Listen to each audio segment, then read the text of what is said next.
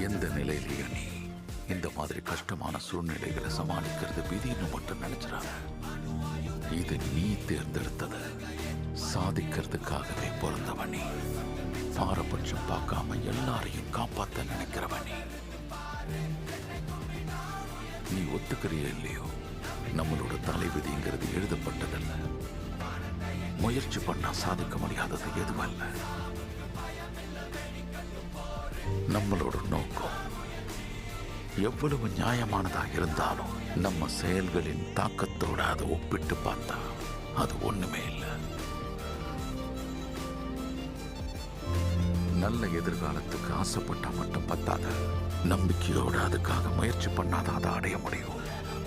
நமக்குள்ள இருக்கிற நல்ல எண்ணங்களை வச்சுதான் நம்ம எதிர்காலமே இருக்கு. நமக்குள்ள நல்ல எண்ணம் இருந்தா மட்டும் பத்தாத,